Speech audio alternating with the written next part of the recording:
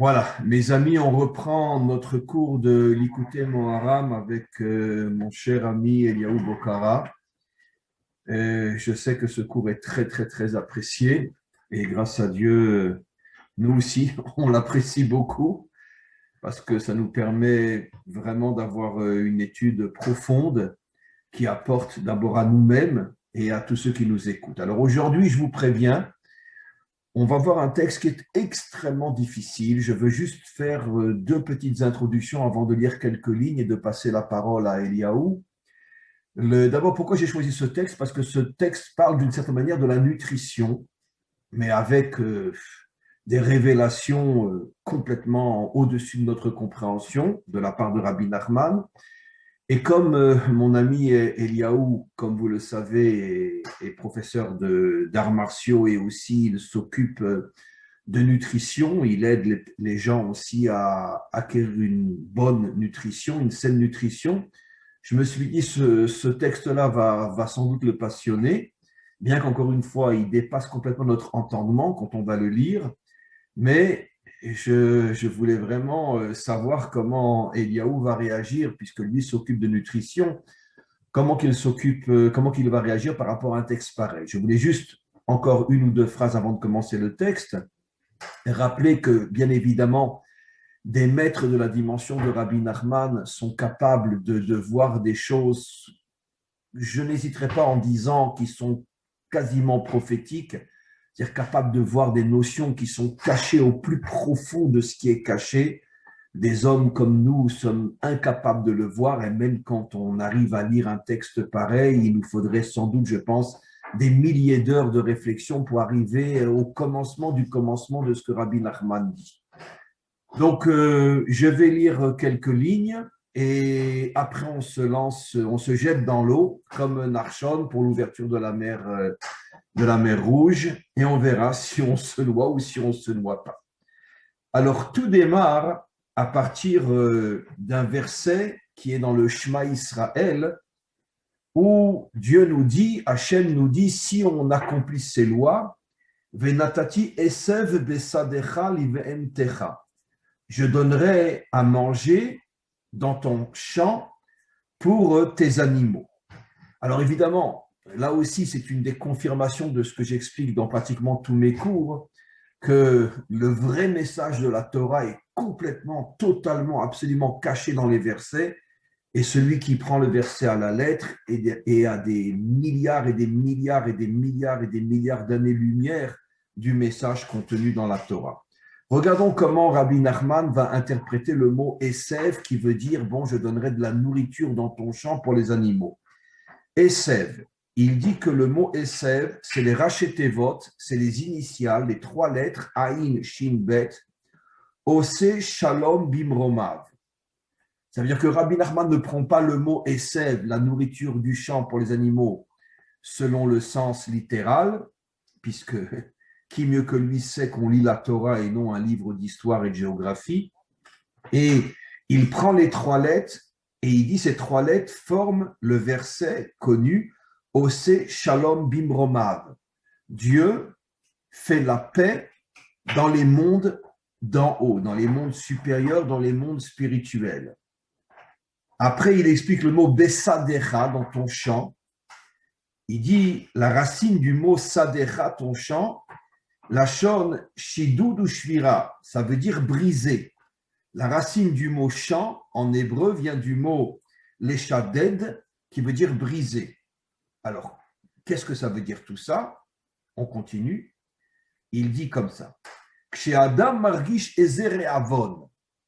Quand un homme sent qu'il a une envie, je ne traduis pas selon le sens hébreu, mais selon le sens biblique, réavon, ça veut dire qu'il a une envie de manger.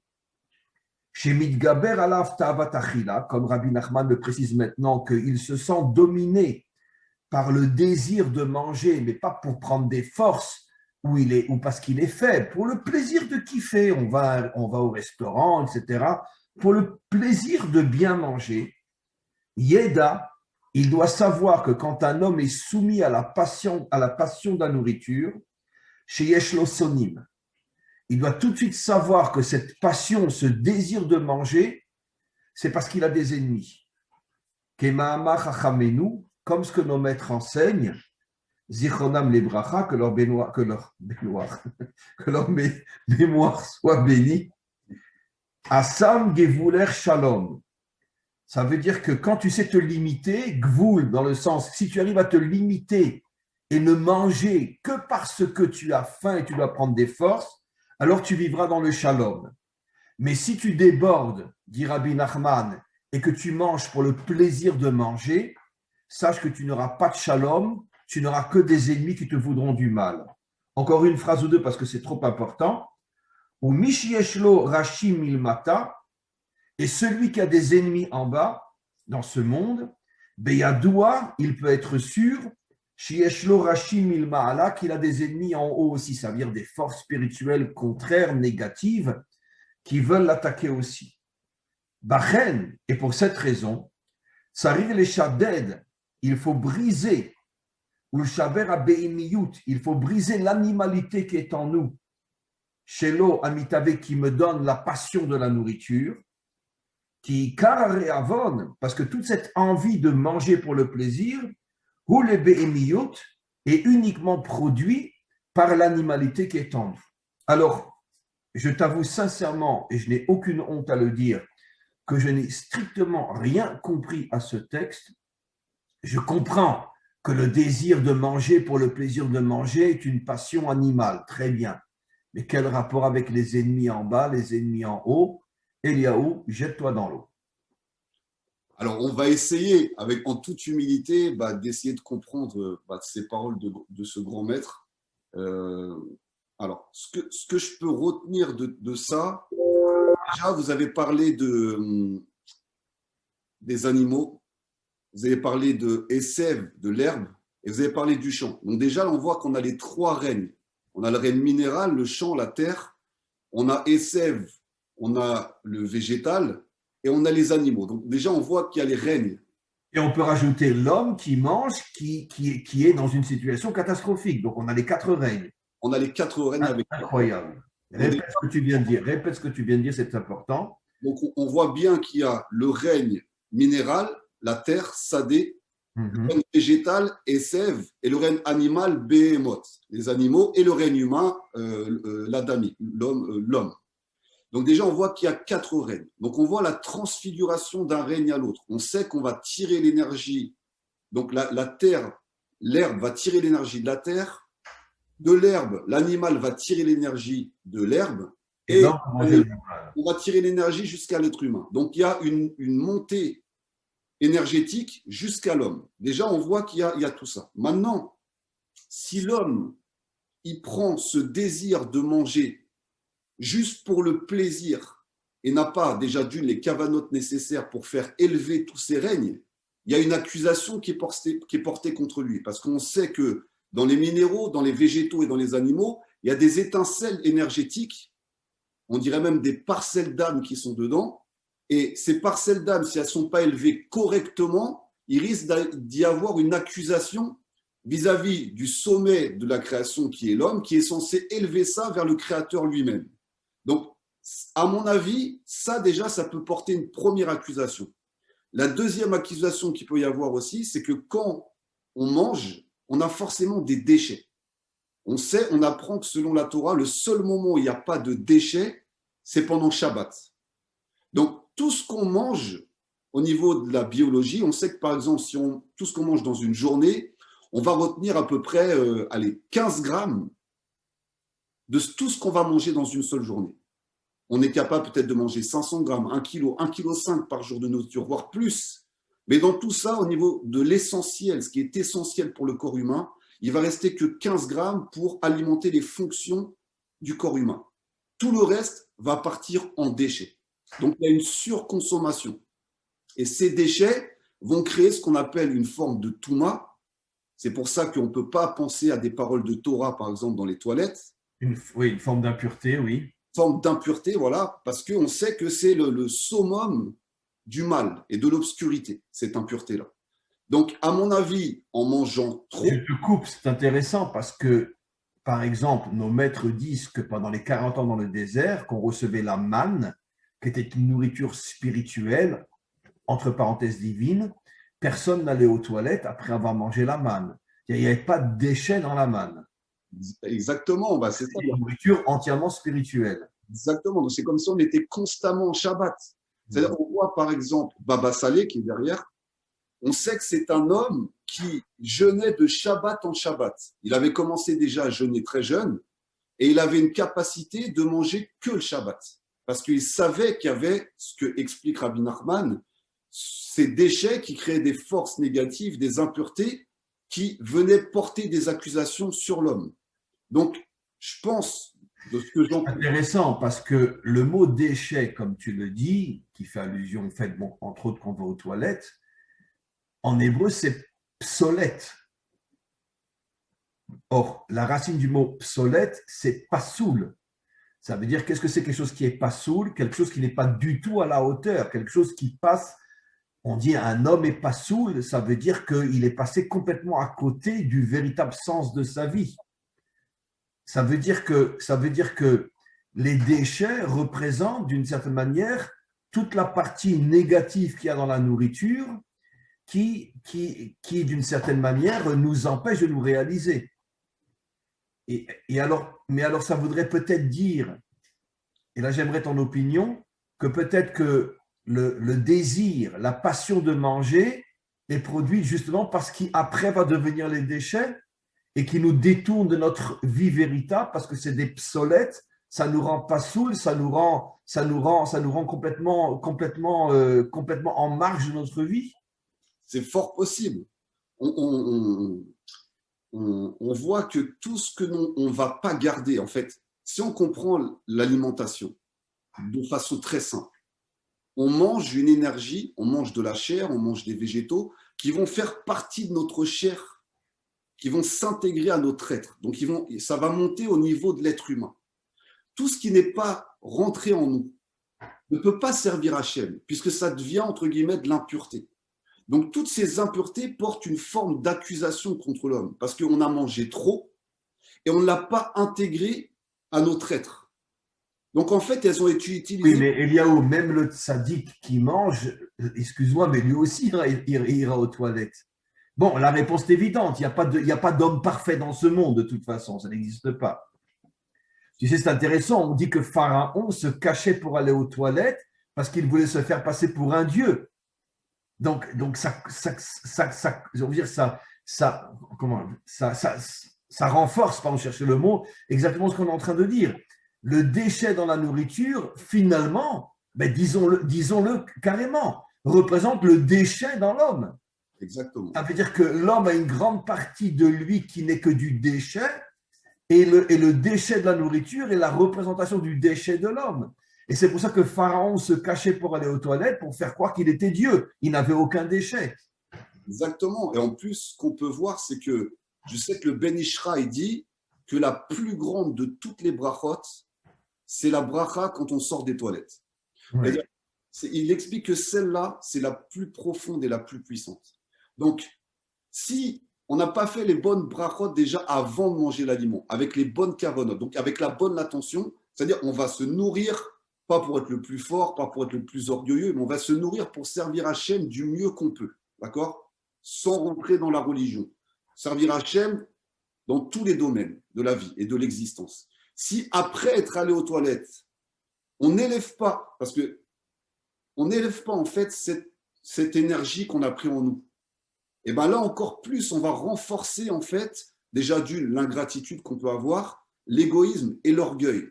C'est-à-dire on peut manger, et tout ce qu'on va manger va faire monter notre orgueil. Maintenant, si on a cette capacité, en sachant, comme vous l'avez très bien dit, qu'on est des êtres imparfaits, et on ne sera jamais parfait, et c'est pour ça, comme vous le dites, que Paro se cachait pour aller faire ses excréments, pour se faire passer pour un dieu, on ne sera jamais des êtres parfaits, on a encore toujours une part en nous de négatif qu'on va expulser, qu'on va élever avec cette bracha en sortant des toilettes, qui est la plus grande bracha qu'on peut faire, parce qu'on remercie Hachem de pouvoir expulser le mal qui est en nous, d'accord?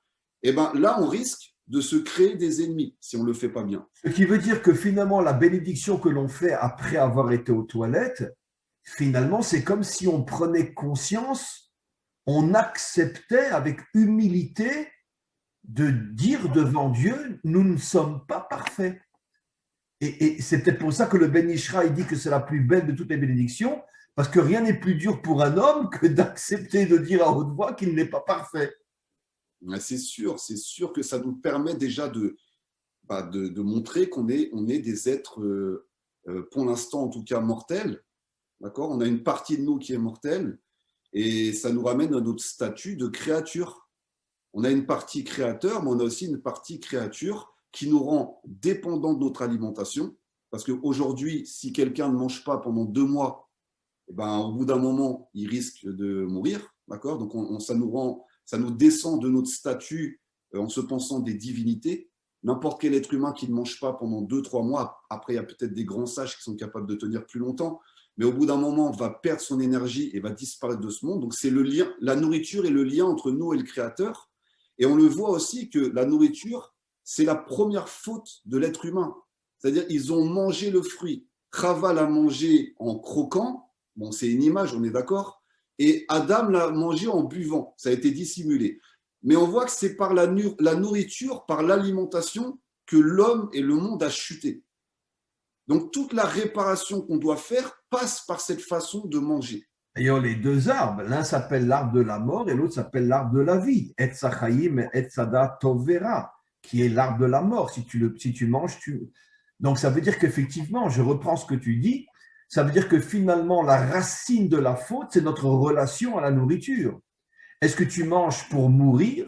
C'est-à-dire que tu n'es qu'un déchet, finalement. C'est-à-dire que ta relation avec la nourriture, c'est la relation déchet, ou tu manges pour vivre. Et pour revenir à ce que tu as dit tout à l'heure, si quelqu'un mange avec de bonnes intentions, finalement, il élève toutes les dimensions de la création. Puisque la nourriture sort de la terre, l'animal mange cette nourriture, moi je mange l'animal, et si je mange avec des bonnes intentions, tout s'élève dans l'homme, et avec ces forces-là, il se connecte à son créateur. Mais exactement, c'est-à-dire que Donc, ça voudrait dire que finalement, toute la chute de l'humanité, mais c'est ce secret incroyable que révèle Rabbi Nachman, bien qu'on n'a pas encore touché à la notion des ennemis, mais on a déjà avancé énormément. C'est-à-dire que ce que Rabbi Nachman est en train maintenant finalement de dire que toute la chute de l'humanité naît dans la relation entre l'homme et son assiette. Exactement, c'est-à-dire comment l'homme utilise l'énergie qui l'entoure et avec quelle sagesse. Est-ce qu'il mange beaucoup plus que ce qu'il a besoin? Est-ce qu'il mange juste par rapport à ce qu'il a besoin? Quel rapport il entretient avec cette nourriture? Est-ce qu'il va respecter l'animal? Est-ce qu'il va l'élever dans des bonnes conditions? Est-ce qu'il va lui faire une vraie shrita sans le faire souffrir? Est-ce que quand il va le manger, il va avoir des cavanotes, une bonne attention pour pouvoir l'élever, le faire grandir, pour qu'il puisse faire partie de sa chair? Et on le voit au Beth Amikdash, c'est-à-dire toutes les corbanotes. C'est vrai que moi, je me suis toujours posé la question, les corbanotes, ça fait très sacrifice, on sacrifie des animaux, ça ressemble à un culte païen quand on regarde un peu l'histoire des corbanotes. Mais quand on comprend l'évolution du minéraux, du végétaux, de l'animal jusqu'à l'homme. C'est le Cohen qui mangeait l'animal, c'est-à-dire que le but était d'élever toute la création vers Dieu. Exactement, c'est-à-dire qu'on fusionne avec la création complète, on devient une sphère énergétique avec tous les stades de la création, et avec cette énergie finale qui est l'homme, on doit faire, mais ce n'est pas que révérer Hachem, on doit aussi faire des choses énergétiques qui améliorent ce monde, qui font progresser cette planète et cette humanité. C'est ce qui devrait être normalement. Donc, encore une fois, on comprend, tu en as fait le remèze, l'allusion tout à l'heure, que finalement, comme on le sait, quel est le moment le plus important de Shabbat? Quel est le moment le plus important de Shabbat? L'étude, la prière ou le moment où on mange? C'est le couscous boulette du Shabbat, tunisien. Le couscous boulette du Shabbat, très bien, absolument. Donc, on le sait, c'est dans notre loi. Le moment le plus sacré du Shabbat, c'est le moment où on mange. On aurait pu croire que c'est le moment où on prie, c'est le moment où on étudie. Non, c'est le moment où on mange. Pourquoi? Parce que le Shabbat est la réparation, finalement, de toute la chute de l'humanité. Puisque qu'est-ce qu'on fait le Shabbat? on est en famille, on chante, on dit des paroles de Torah. La nourriture est faite, bien sûr, dans un esprit d'honorer Hachem, qui est présent dans chaque famille le jour du Shabbat. Et bon, c'est sûr, on va pas le nier, c'est sûr qu'on kiffe le Shabbat, la nourriture est bonne. Mais je pense que même des gens comme toi et moi, on ressent que malgré tout, c'est pas on bouffe, c'est pas on kiffe. On ressent qu'on se connecte à la présence divine grâce à ce repas, pendant lequel on chante des chansons, bien sûr, saintes, on dit des paroles de Torah, on est en famille. C'est le seul moment de la semaine où on est vraiment en famille, parce que toute la semaine, on n'a pas le temps d'être en famille, chacun court. Donc, tout se reconstruit le Shabbat autour de la table. Donc, exactement, c'est-à-dire que la table du Shabbat, le Shulchan Aruch, ou même la table dans le Beth Amikdash, c'était. Qu'est-ce qu'on voit dans le Beth Amikdash? Tu ne te rends pas compte ce que tu viens de dire. Tu viens de dire comment s'appelle notre livre de loi? Shulchan Aruch. La table mise avec les assiettes, les couverts, etc. Mais rends-toi compte de ce que tu viens de dire. Tu viens de dire que finalement, le livre de loi d'Israël porte le nom d'une table sur laquelle il y a les assiettes, les couverts et la nourriture. Sur lequel on va manger. Et comme donc ça prouve quoi? Que nos maîtres ont compris depuis toujours, comme Rabbi Nachman l'explique, que finalement, la loi qui est là pour nous connecter à Dieu s'appelle la table pour bien nous faire comprendre que tout commence et s'arrête à la manière dont tu manges. Dis-moi qui tu manges, dis-moi comment tu manges, je te dirai qui tu es. Exactement. Ou alors, on est ce qu'on mange. On est ce que l'on mange. D'où toutes les règles de la cache-route. D'où toutes les règles de la cache-route. Alors là, c'est un point très, très, très important. Parce que comme on l'a expliqué, que la nourriture, ce n'est pas seulement kiffer la langue ou la bouche, mais c'est récupérer des énergies. Donc, on comprend pourquoi la Torah nous a interdit de manger tels ou tels aliments, parce que les énergies sont négatives, c'est-à-dire dans le sens, je préfère dire, dans le sens que nous n'avons pas la capacité de les élever. Ce n'est pas qu'elles sont négatives dans le sens, parce que c'est Dieu qui a créé le monde, donc pourquoi il créerait des choses négatives? Mais il y a des énergies que nous n'avons pas pour l'instant la force d'élever. Donc, si on les mange, c'est uniquement une relation avec la chair et non avec les énergies. Et donc, cette chair-là va nous faire descendre et nous déconnecter du maître du monde. Exactement, et le Rambam a dû bien le comprendre. C'est pour ça que le Rambam conseille de mâcher 37 fois avant d'avaler. C'est-à-dire, et c'est très dur, moi j'ai déjà essayé, c'est très dur de chaque bouchée mâcher 37 fois pour bien mastiquer avant d'avaler. Pourquoi? Parce que si ce n'est pas assez mastiqué, les aliments vont être trop gros en fait, et ils vont passer dans l'organisme sans être assimilés, et ils vont partir en déchets. Donc, je te signale, puisque tu as rapporté le Rambam, Maïmonide en français, que le Rambam dit clairement que toutes les maladies ont pour origine une mauvaise nutrition. Alors bien sûr, les médecins d'aujourd'hui pourront dire pour qui il se prend cet idiot-là, il a vécu il y a 500 ans. Alors je leur répondrai, c'est vous les idiots, parce que lui, c'était un vrai maître qui était animé par un esprit quasi prophétique et qui savait de quoi il parlait. Sinon, ça ne serait pas devenu l'un des plus grands maîtres de toute l'histoire d'Israël. Et donc, il dit qu'effectivement, que toutes les maladies ont pour origine une mauvaise relation avec la nourriture. D'ailleurs, c'est ce que la Torah dit. La première faute de l'humanité a commencé avec un problème de nourriture. C'est exactement ça. Et il dit aussi deux choses, qui, moi, m'a toujours frappé. Il dit, si vous avez à choisir entre une super alimentation bio, vegan, tout ce que vous voulez, le top de l'alimentation la plus énergétique possible, et aucune activité physique, ou alors une alimentation négative, pas super, pas élevée, mais de l'activité physique. Il dit, vaut mieux faire une activité physique et manger un peu moins bien que manger la plus belle alimentation du monde, mais pas faire d'activité physique.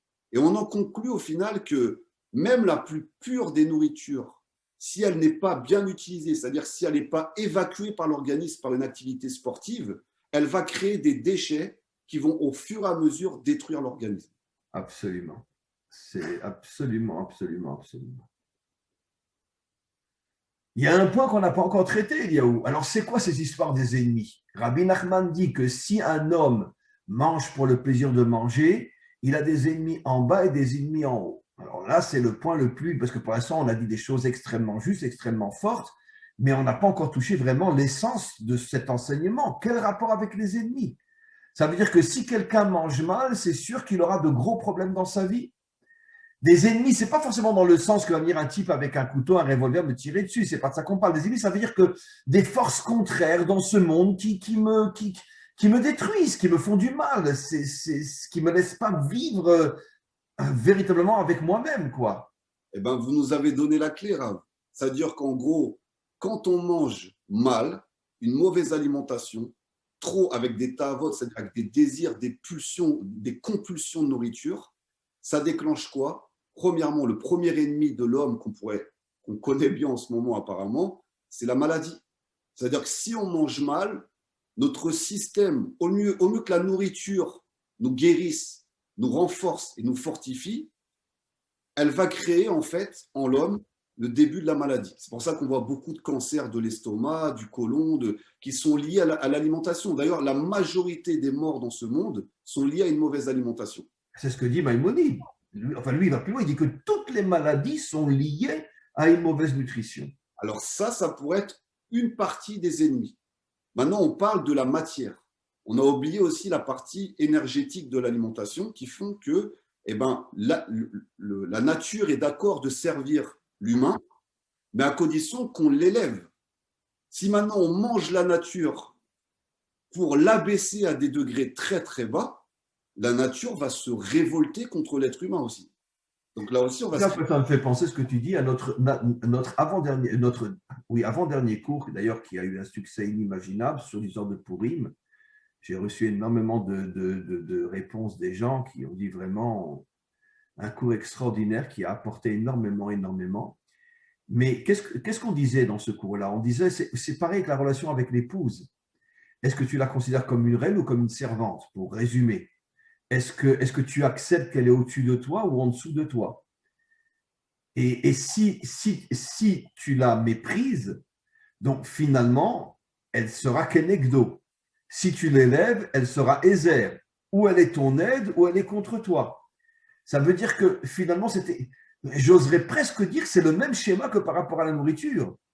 Si tu respectes la nourriture va s'élever et t'élever en te donnant des forces qui vont te permettre d'être un homme authentique. Si tu prends la nourriture uniquement pour un plaisir, comme l'homme qui pourrait prendre la femme uniquement comme un plaisir, je t'appelle quand j'ai besoin de toi, et bien finalement, cette nourriture va le détruire, comme la femme va détruire l'homme. C'est exactement ça. À condition de choisir une bonne nourriture et une bonne femme. Parce qu'il y a des nourritures, même si on les mange avec respect, elles nous détruisent. Il y a des champignons vénéneux, il y a des plantes vénéneuses, il y a des animaux qui sont toxiques et qui font énormément de mal. Et c'est la même chose entre l'homme et la femme. C'est-à-dire qu'il y a des personnes qui sont très, très bien intentionnées et avec qui on peut s'élever, et d'autres personnes qu'on en avait parlé avec la femme d'Aman, qui faisait tout derrière les coulisses pour amener la destruction sur le peuple juif. Donc, alors maintenant, tu comprends pourquoi le Hari Akadosh révèle qu'en vérité, cette histoire de l'arbre, c'est uniquement une métaphore et que la véritable faute était que Hachem a dit à Adam, tu ne touches pas ta femme jusqu'après Shabbat. Et lui, il a eu un désir, une envie, il l'a touchée, enfin, il a été avec elle avant Shabbat. Ça veut dire, même ça encore, c'est une métaphore, mais qu'est-ce que ça veut dire? Mais est-ce que tu te rends compte que ça veut dire? Ça veut dire qu'en vérité, le Hari Akadosh nous révèle que toute la faute est née d'une relation précipitée, on pourrait dire une relation de vouloir kiffer avec la femme. Exactement la même relation. Alors maintenant, on comprend, waouh, Eliaou. Maintenant, on comprend pourquoi la relation entre l'homme et la femme est comparée à un acte de manger. C'est exactement ce qu'on vient de dire, maintenant je viens de comprendre. Pour nous faire comprendre qu'en vérité, la relation avec la nourriture ou la relation avec la femme, c'est exactement la même chose. Tu l'élèves, elle te construit, tu veux en profiter, elle te détruit. exactement, c'est la société de consommation, et vous l'avez bien dit, autant, et la Torah, c'est la même chose, elle peut être un arbre de vie, et comme elle peut être un poison. C'est-à-dire chaque chose, comment c'est utilisé, chaque énergie peut se transformer en bien ou en mal. en fonction de comment les choses sont utilisées et à quel moment. Et on l'a bien vu, on voit bien que le Nachash, dans sa façon de venir, bon déjà on voit que c'était un homme, le Nachash. On voit que c'était un être, c'était pas un serpent qui rampait. Il a conduit comme un serpent, mais c'était un très bel homme qui est arrivé à séduire Chava. Voilà, donc il avait la capacité. C'est ce que nos maîtres disent dans le Talmud, qu'il était très très très beau au point de séduire la plus belle femme du monde. Il avait cette capacité-là. On voit qu'on en avait parlé, le Samavet, l'ange du mal, est venu chevaucher ce Nachash, c'est-à-dire est venu se connecter à lui pour faire échouer la création. Il voulait faire tomber ce premier couple auquel il était jaloux. Et il les a fait tomber comment? Comme on vient de le dire, par la nourriture. En gros, elle a mangé, donc on sait que ce n'est pas une pomme, on sait que c'est une image, mais elle a mangé, elle a goûté, c'est-à-dire elle a intégré en elle le concept du bien et du mal. Donc en gros, quand on mange, on intègre des concepts. Il faut faire attention, d'où la cacheroute, on en a parlé, la façon dont on mange dans la cacheroute, on intègre des concepts. Quand on mange une crevette ou une huître ou un crustacé, ça ne paraît pas mauvais, mais quand on comprend que le concept du crustacé, c'est de nettoyer les océans, c'est un collecteur d'excréments. On prend cette énergie de collecteur d'excréments et on devient nous-mêmes, entre guillemets, un collecteur d'excréments. Donc, dans notre façon de manger, on voit notre sagesse. Et même si tu manges kasher, ce n'est pas encore fini, parce que tu peux très très bien manger kasher. Et comme le dit Rabbi Nachman, continuer à te goinfrer, à t'empiffrer et avoir des ta'avot vis-à-vis de la nourriture. Il y a encore un stade après la cacheroute de savoir se discipliner, c'est-à-dire de manger juste ce qui est bon pour notre neshama et notre organisme pour servir le Créateur. Et ça, c'est un niveau, on voit que Rabbi Nachman a fait beaucoup de jeûnes, il s'est beaucoup travaillé là-dessus, il a essayé d'enlever toutes les ta'avot, et c'est vrai que c'est un niveau qui nous paraît anodin, la nourriture, mais c'est un des plus difficiles. Donc c'est évident, et je l'ai dit dans un cours il n'y a pas tellement longtemps, que finalement, la cacheroute concerne finalement tous les hommes et toutes les femmes. Ce n'est pas du tout un truc juif, quoi.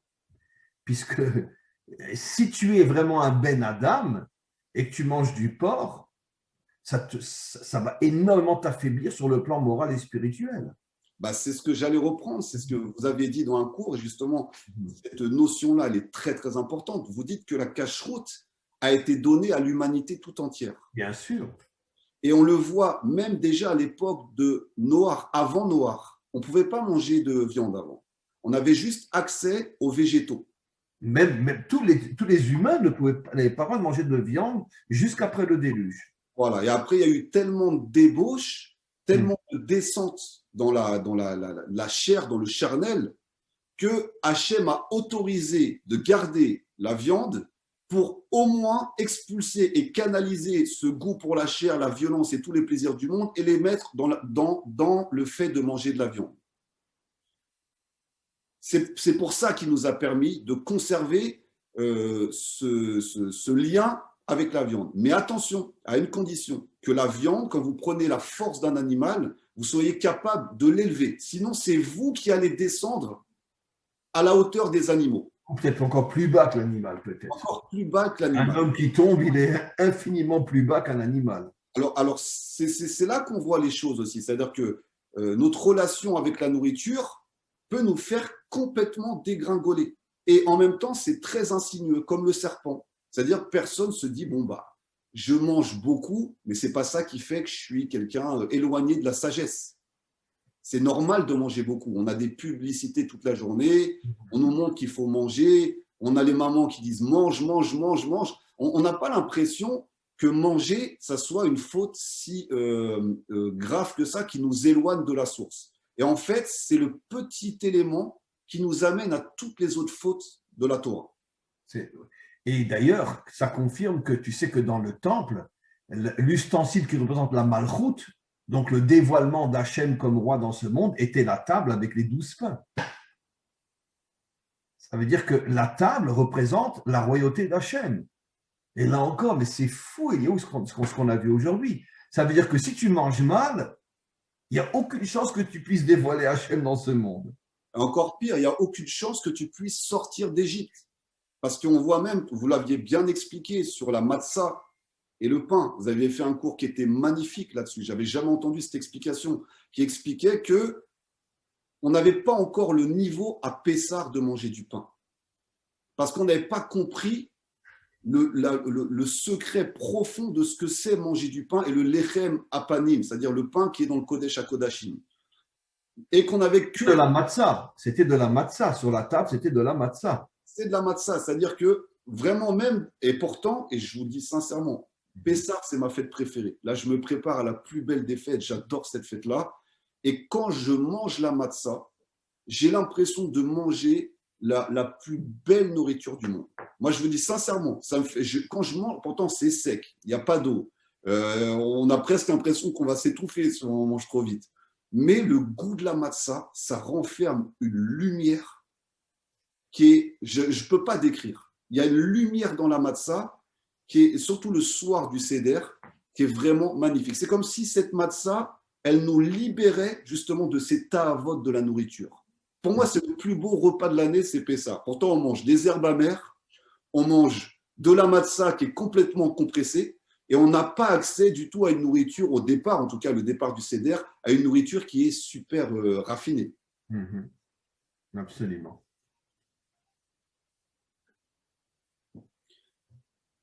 Donc, pour revenir à Rabbi Nachman, on crée des ennemis en mangeant. En mangeant mal. En mangeant mal, avec trop de tentation, trop de plaisir, parce qu'il y a quand même le plaisir. Hachem n'aurait pas mis… Alors, ça voudrait dire fondamentalement, Elio, excuse-moi de t'interrompre, que toutes les guerres, toutes les problèmes entre les peuples, entre les nations, entre les religions, tout ça, c'est à l'origine, c'est comment tu manges. Bah, vous l'avez dit, toutes les guerres. Lechem, milchama, tout le monde le connaît, on le connaît tous. Bien sûr, bien sûr. Non, attends, tu vas trop vite. Non. En hébreu, le mot guerre se dit milchama, dont la racine c'est lechem, le pain, comme pour nous faire comprendre que toutes les guerres sont liées à la manière dont on mange. Eh oui. Waouh. Et tu sais, je voulais dire, après j'ai oublié, comment est appelée la femme dans la Torah? Le pain que tu mangeras. Exactement. Encore une fois, pour nous faire comprendre que comme tu es avec le pain, tu seras avec la femme. Exactement. Dans le bien comme dans le mal. Et on le voit de toute façon, ces deux organes qui sont la mila, les organes génitaux reproducteurs, et la bouche, sont sur la même ligne. Dis-moi comment tu manges, je te dirai qui tu es. Est-ce que tu as une alimentation qui est raffinée? Est-ce que tu manges avec sagesse? Ou est-ce que tu te goûtes? Alors, ça va t'étonner que la suite du texte, qu'on ne verra pas aujourd'hui, Rabbi Nachman va parler justement du problème de la relation. Et sache aussi que nos maîtres appellent le bride, quoi, enfin le membre de l'homme ou de la femme, ils l'appellent la bouche d'en bas. Ce que tu viens de dire. Il y a la bouche d'en haut et la bouche d'en bas. Pourquoi? Parce que finalement, la bouche, c'est ce qui te permet de manger, mais d'un autre côté, dans la relation entre un homme et une femme, c'est aussi une forme de nourriture, dans le sens que est-ce que tu vas puiser des énergies positives ou tu vas descendre encore plus bas que l'animal? À 100%. Et on le voit même quand il y a une rencontre entre un homme et une femme. Qu'est-ce qui fait qu'ils s'unissent avant? C'est le fait de manger ensemble. Le fait de manger ensemble, bon, je t'invite au restaurant, ça c'est courant aujourd'hui. C'est par la nourriture, par l'alimentation qu'il y a un rapprochement qui va se faire. Mais c'est pour ça qu'on peut remonter très très haut et très très loin. C'est-à-dire que si par exemple les femmes aujourd'hui juives dans un foyer juif qui ont un mari, plusieurs enfants et qui préparent la cuisine de leur famille, aujourd'hui c'est vu d'une façon comme si la femme était une servante, que c'était bas de faire ça. Mais la puissance qu'elle a entre les mains, quand elle cuisine les repas du Shabbat, elle a une puissance entre les mains d'amener toutes les énergies, d'amener toute la création, de l'élever à un niveau pour le mettre sur le shulchan, sur la table, et d'élever son mari, ses enfants, la présence divine dans la maison, mais à un niveau incroyable. Je vois par exemple ma grand-mère, bon, elle passait tout son temps dans la cuisine. C'était une autre génération, c'était une autre époque tunisienne, pour préparer tout, le couscous, les gâteaux, c'était des journées entières. J'ai été au Sénégal aussi. Les femmes sénégalaises, elles font la cuisine, mais la cuisine commence déjà en début d'après-midi. Elles écrasent des cacahuètes au pilon. Et c'est vrai que ça reste aujourd'hui, c'est mal vu. Aujourd'hui, par exemple, faire la cuisine, c'est quelque chose de second plan. C'est relégué à la femme. Aujourd'hui, la femme bien vue, elle est dans la high-tech et la femme mal vue, elle est dans la cuisine, quoi. Exactement. Mais qui a pris le relais de l'alimentation? L'industrie. Et l'industrie met quoi dedans? Nous dessus. Que des aliments dénaturés, du sucre, du gras. En plus, c'est quoi qui fabrique tout ça? C'est des machines. Il n'y a plus aucune âme dedans. Donc, dis-moi qui tu es, dis-moi qu'est-ce que tu manges, je te dirai qui tu es. L'alimentation représente aujourd'hui la partie centrale de l'être humain. Et c'est intéressant parce que c'est rapporté dans le Zohar qu'en hébreu, ochel, qui veut dire manger ou qui veut dire aussi la nourriture, ça s'écrit Aleph, Kaf, Lamed. Aleph, c'est la lettre de l'unité et Kaf, Lamed, c'est Kol. C'est l'ensemble des diversités. Ça veut dire que si tu arrives à bien manger, eh ben, tu réunis dans l'unité toutes les diversités de ce monde. C'est ce que tu as dit tout à l'heure, la terre, le végétal, l'animal et l'humain, qui représentent les 4 grandes différences de ce monde. Même dans le mot « ochel », on a le secret de ce que ça veut dire savoir manger. Savoir manger, bien sûr. On a cette capacité d'être des êtres qui réunissent toute l'énergie de l'univers. On a cette capacité-là. Maintenant, faisons le tour du monde un peu. Faisons un peu le tour du monde. Regardons un peu comment les peuples mangent. Regardez par exemple les Asiatiques, comment ils mangent. C'est très fin. C'est coupé en petits morceaux. Ils comprennent les chaleurs, les cuissons, les énergies. Attends, mais les Chinois mangent aussi des rats et des souris, hein? Aussi, parce que eux, ils veulent prendre la force de toute cette nourriture. Donc nous, peut-être, ça nous dépasse, ça a des années-lumière de la cache-croûte de ce que les Juifs mangent, mais eux, ils se disent, voilà, si je mange une chauve-souris, je vais peut-être prendre la force de la chauve-souris et je vais peut-être avoir cette énergie en moi. Maintenant, nous, on sait que ce n'est pas bon, que les énergies dans une chauve-souris ne sont pas cachées et ça risque justement de transmettre soit un corona, soit autre chose. On n'en sait rien d'où ça vient, de toute façon, tout ça. On ne sait pas d'où c'est venu. Mais on voit, par exemple, les Asiatiques, dans leur façon de s'alimenter, ils ont quand même une façon de s'alimenter. On enlève la partie qui nous dépasse, mais ils ont une sagesse quand même dans la façon de manger. Déjà, ils ne mangent jamais de grosses quantités. Quand j'entraînais en boxe thaï, j'allais souvent en Thaïlande. Et du coup, on voit que les Thaïlandais ne mangent pas 3 repas comme les Occidentaux. Ils vont manger tous les 3 heures des tout petits repas. Donc, ils vont être facilement assimilables et en petite quantité et très, très bien découpés. Donc, ils ont une facilité d'ingérer les aliments beaucoup plus facile que des repas très, très copieux. Bien sûr. On regarde par exemple en France, c'est la gastronomie. Alors là, on est dans le plaisir total de la nourriture. D'ailleurs, gastronomie, en hébreu, gas veut dire gros. Eh ben, Incroyable, gas veut dire gros. On est dans le plaisir de la nourriture, c'est-à-dire que là, c'est vraiment la gastronomie française. Et on cherche vraiment le plaisir, alors que les Asiatiques sont plus dans les alicaments. Ils cherchent à se soigner par la façon de manger, alors qu'en France, ils sont plus dans le plaisir de manger, le plaisir de s'alimenter. Regardez maintenant les États-Unis, le fast-food, c'est rapide, tu consommes, la consommation. Allez, mange rapidement un hamburger, quelque chose qui ne prend même pas le temps de se mâcher. Tu consommes. Alors, on est vraiment sur une société savique à haut niveau. En regardant comment les civilisations mangent, on peut comprendre comment ils fonctionnent. Ouais, c'est très, très, très intéressant. Et il n'y a pas justement… Bon, comme tu as dit tout à l'heure, dis-moi comment tu manges et je te dirai qui tu es. Exactement. C'est très, très fort.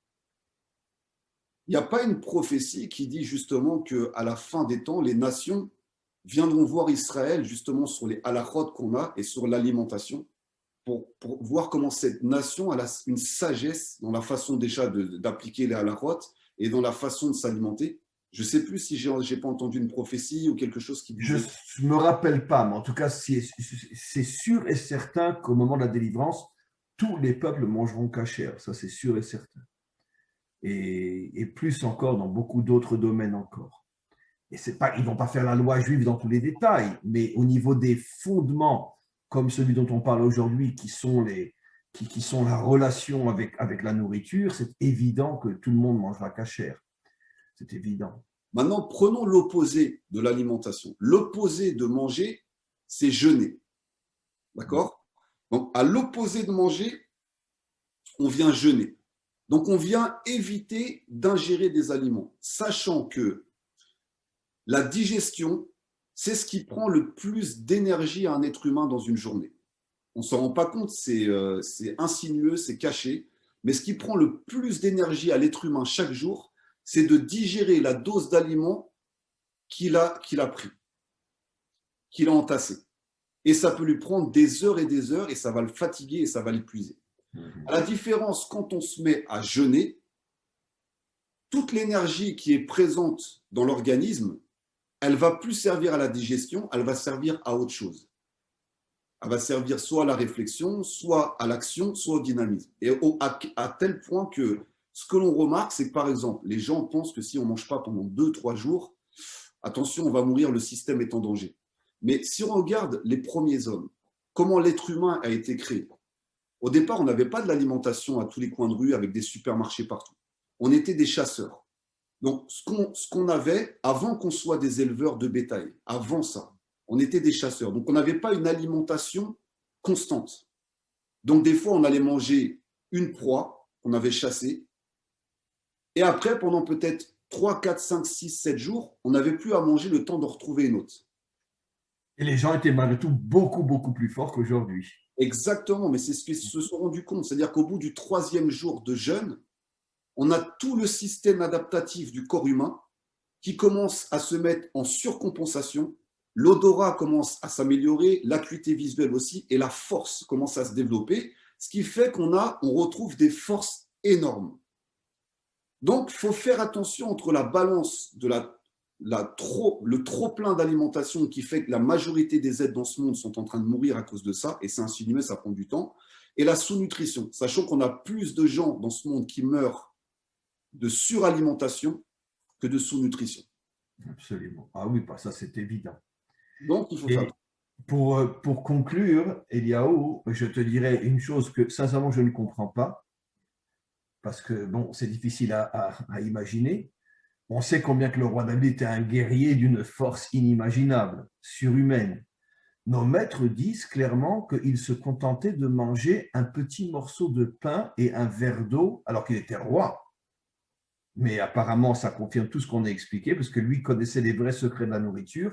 Il mangeait un morceau de pain et un verre d'eau toutes les 24 heures. Et c'était un guerrier d'une puissance inimaginable. Donc, ça confirme que si quelqu'un arrive véritablement à manger avec l'intention réelle, et il comprend les secrets de la nourriture, avec très peu de nourriture, il peut recevoir des forces inimaginables, et en mangeant trop, il va s'affaiblir au contraire. Alors que dans le monde aujourd'hui, on nous dit tout le contraire. Exactement. En fait, il est alimenté par ces 13-14 grammes que j'expliquais au départ, c'est-à-dire que sur un morceau de pain, on prend que 13 ou 14 grammes, sachant qu'il dormait aussi que 18 minutes, le roi David. Il dormait que 18 minutes. Mais peut-être que c'est lié. Comme il avait une alimentation extrêmement saine, parce que le pain de l'époque, ce n'est pas le pain d'aujourd'hui, comme il avait une alimentation extrêmement saine, excusez-moi, c'est peut-être pour ça qu'il arrivait justement à dormir que 18 minutes par 24 heures. Exactement. C'est-à-dire qu'il s'est connecté en fait à la source. Ça veut dire qu'il a pris juste ce dont son organisme avait besoin. Comme il avait une aura thoraïque et qu'il était dans l'action, sachant que le corps s'automange de l'intérieur et a énormément de ressources, il arrivait, grâce donc au travail qu'il a fait sur son désir de nourriture, à justement se détacher de ce surplus de matière et de prendre l'énergie directement à la source. Ce qui est tout le contraire des rois qu'on a vus jusqu'à aujourd'hui avec des gros morceaux de poulet, des festins sur leur table. Évidemment. Et c'était en vérité des dictateurs, des chiens, quoi. Mais ça ne l'a pas empêché quand même le roi David d'avoir plein d'ennemis, quoi. Oui, c'est la question que j'allais te poser, mais je me suis dit, bon, c'est trop tard maintenant. Mais effectivement, c'est très intéressant, malgré le fait qu'apparemment, pour confirmer ce que dit Rabbi Nachman, il avait une alimentation extrêmement saine, et malgré tout, il a eu plein d'ennemis. Mais moi, à mon avis, la réponse est plus simple, parce que comme il était justement, ça ne venait pas de la nourriture, ça venait de sa fonction. En tant que dirigeant, et surtout un dirigeant comme lui, qui était un dirigeant authentique, et qu'il a refusé de rentrer dans le système, comme Trump d'ailleurs, pour ça qu'il s'est fait liquider. Dès qu'un homme est marginal et anti-système, c'est ça ce qui lui cause des ennemis, quoi. Mais au final, ça nous montre la relation au peuple qu'il avait le roi David. C'est-à-dire, il ne dormait pas et il mangeait qu'un tout petit peu. Un homme comme ça qui pense aussi peu à lui, qui prend juste ce dont il a besoin, et qui était aussi un berger avant Détroit, donc il s'occupait des moutons, il s'occupait d'animaux, et il s'en occupait très très bien. Un homme comme ça, il peut être le dirigeant d'Israël. C'est l'opposé de ce qu'on voit aujourd'hui des dirigeants de l'humanité tout entière dans tous les pays du monde. Ils pensent à eux bien avant leur peuple. Le bien avant leur peuple, tu peux l'enlever aujourd'hui. Ils ne pensent qu'à eux. Et le peuple n'est là que pour les servir. Tov Eliaou, écoute, vraiment encore une fois un échange extraordinaire. On le continue la prochaine fois parce qu'il reste encore un petit passage important. Et on le continue. Donc, c'est la Torah, pour ceux qui sont intéressés à la voir, la Torah 39 dans le premier tome du Likutei Moharam. Et on se retrouve bientôt. Et encore une fois, merci beaucoup pour cet échange. Et merci à Rabbi Nachman pour nous révéler des secrets à ce point incroyable.